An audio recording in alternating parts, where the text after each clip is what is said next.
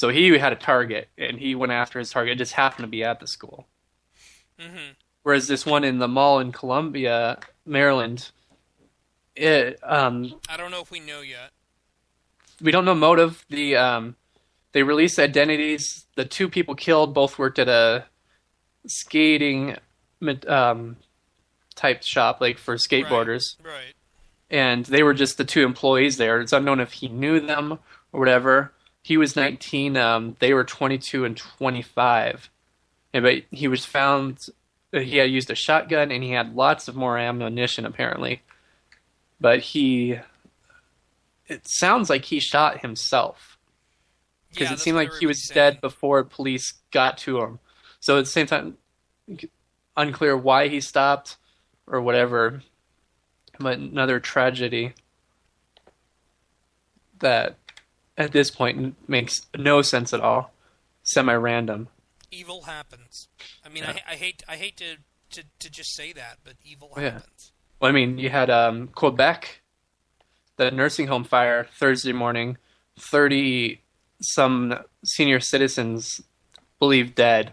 They found about 8 bodies, and the rest are missing, presumed dead. And they had firefighters from all the nearby towns had to come put out this fire. It was burning so hot that even the freezing temperatures weren't slowing it down. But yeah, Hmm. of the most of the residents in this place in La Verte, Quebec, were over 85, and very few were self-mobile. Hmm. Yeah, 20 of the 56 residents were saved. And then, you know what I mean? Simple thing like the 46 car pileup in Indiana that killed 3. Because police said it went from blue skies and sunny to a whiteout condition snow in a matter of minutes near Michigan City, Indiana.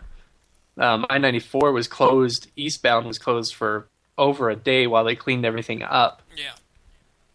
And then the one that did not hear anywhere else, again, I have on my site, is there was this plant explosion in Nebraska that killed 2 people. They don't, they're still trying to figure out what caused the explosion, but it partially collapsed the plant. Yeah. Oh, then Omaha, Nebraska, Monday morning. It's like all kinds of crazy stuff happening. Yeah, it's been fun, and bizarre, and of course, what most people, if it were just Texas that we're talking about it, I wouldn't have a problem because it happened here. But most people spent the week talking about Wendy Davis, Yes.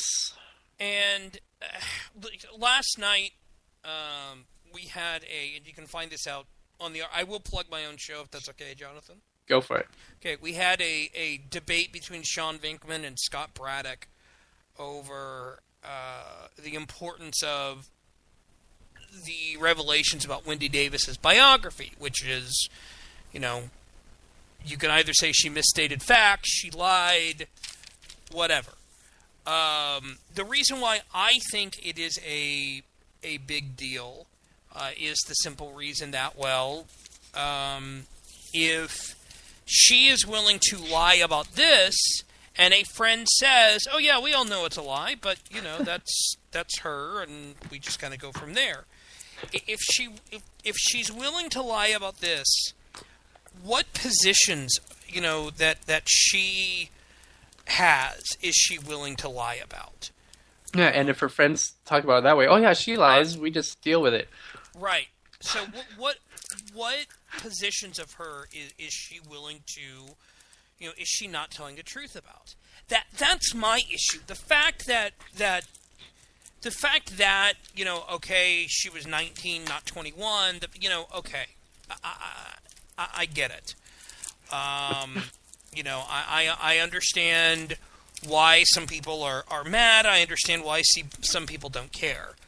The other thing that bugs me is how Wayne Slater, the news reporter from the Dallas Morning News who wrote this story, has been treated, because he's being called a misogynist, and Wayne Slater is not a conservative. He wrote Bush's brain, folks. He's not a conservative. So that's kind of my my issue. But this election is supposed to be about the issues, and we're not getting that much from either side. Wendy Davis has laid out a few things. Will it work? We don't know. But there's more important discussions out there, like Kiev. Yes, it's definitely one of the big important things happening. But we Americans, as general, get caught up in the nothing matters beyond the borders, unless it involves our troops or people. A lot of times we ignore the international stuff. Yeah. But yeah, Ukraine definitely. I mean, well, clearly we ignore it. We've only talked about it every week we've been on the air. Yeah. Since it started in November. Well, it's an important thing. Yeah. I mean, it's been one of my focuses when I'm writing news on my site. I mean, it's just, that's an important thing. And basically here's a power struggle basically between the EU and Russia. And the people of Ukraine are caught in the middle. That's basically what's going on. Yeah. But yeah. It's important. I mean, it's important and unfortunate. Yes, very unfortunate. And we'll have to see what happens tomorrow. Like I said, with what the president does now. Yeah. Does this just, okay, we've agreed we don't like your first offer and we're going to start negotiations? Or is this, Let me ask you something. Is this something that you think the U.S. should get involved in? No. Okay. And if we did, how other than, someone had suggested the U.S. mediate it.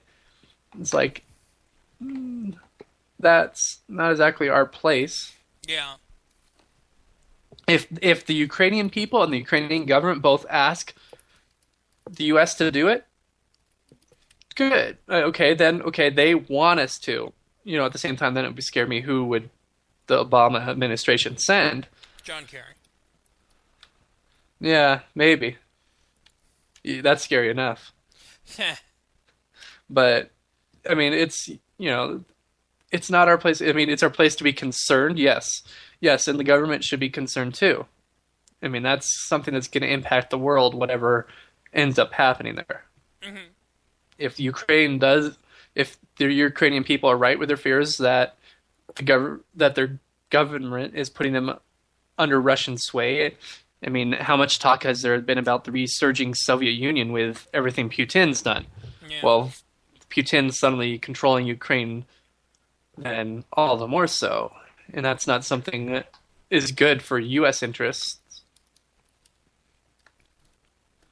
But, it's yeah. And, hopefully it'll get resolved without any more violence and deaths. I definitely can hope that way. But it's one of the, like I said, we'll have to wait and see what happens tomorrow. And that's kind of how the whole situation's been day by day, because especially, excuse me, sorry. It's day by day, especially right now when we're in this chess move between the two sides of if negotiations begin, they're only willing to do one thing per day. Mm-hmm. It's gonna take time. The president could just be stalling, hoping the cold will finally scare them out, but I doubt it.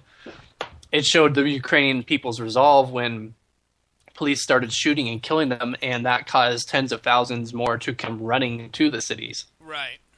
And for it to spread into every city with them taking over government offices. I think they took up 10 governors' offices were taken over around the country. Justin in the chat has asked, Joe Biden would be funnier. Yes, Joe Biden would be funnier. I agree there. Because I would expect him to attempt to do a Russian accent. That would be awful. Be like when the Prime Minister Trudeau of Canada was in French and they told him to shut up, speak English, we can't understand you. Except with Biden, they wouldn't know what to tell him to speak. Yeah. Just shut up. Yeah, just shut up. Never mind. We're sorry we asked. Hey, this would be a good time for McCain because he already was over there supporting the protesters. So maybe this would be the good time for him to do something. No. Still no. Wow. All right, so you'll find this, and yes, I'm going back to the Grammys, but only because this is funny. So, uh, so there are apparently people who are comparing what Madonna wore tonight to the Quaker Oaks guy, and a friend of mine just posted on Twitter, or not on Twitter, on Facebook, somebody who looked like I think something about an old man, an old Amish guy from a horror film. Trying to find pictures, see if there's pictures of it yet. Just now I'm like curious. I saw a bunch of rant earlier about her. I guess there was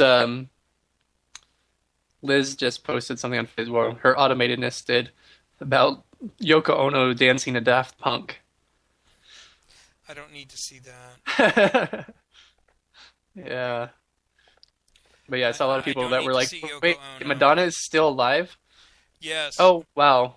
Yes. That is definitely. I mean, she doesn't necessarily look bad, but it's like, that's going to have to go in the chat. Yeah. All right. So, this is going to be the interesting thing. I am having issues with Flash right now. And the question that we have to find out... Oh, wait, it's still working. Awesome.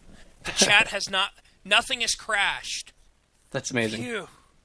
We're at the end of the show, but I don't want you to lose your show. Oh, that would be bad. Yeah. So, since we're at the end of the show, do you want to say good night? Yeah, I guess, yep, thanks for joining us. Sorry if that weren't able to work things out with Katrina due to her work, but we'll try again with her. And yeah, thanks again. With the Super Bowl, not sure if we'll have a show next week or not. That's playing by ear at this moment, but it'll definitely be posted Saturday or Sunday for sure if we are. Sounds good. And before my computer decides to crash again, quick plug for everything else. Let's see. We can find you online, Jonathan, where? Turo Radical everywhere. That's TORARADICAL. All right. And you can find me at EYE Desert Blog. At EYE Desert Blog. So, coming up tomorrow is their finest hour with Alan Bordius. Let's see who he has planned for tomorrow. He's calling it Life, Liberty, and More. Apparently with Crystal Schoenveld and Michael Hagen discussing the pro-life, right-to-life topics following last week's 41st anniversary of Roe v. Wade and the March to Life in Washington, D.C. So, there we go. That's coming up tomorrow. And outside of that, folks, thanks for listening. Don't forget, Justin Hoyt has America Our Way on Wednesdays, the Roundtable of Extreme Liberty on Tuesdays, the Conservative Feminist Show on Fridays, and then some show called Saturday Night Cigar Lounge on Saturdays. And then back on Sundays for Next with Jonathan D. Sangster. Yeah. So before my computer crashes, thank you all. We'll talk. Y'all have a good night. We'll talk with you soon.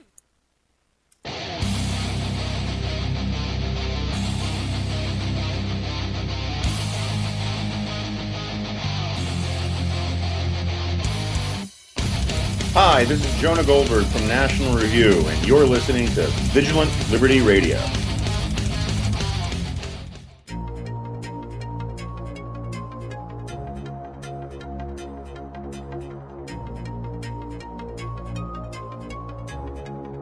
This show is copyright by VLR Media. All opinions of panelists and guests are their own. and may not reflect the opinion of VLR Media, the host,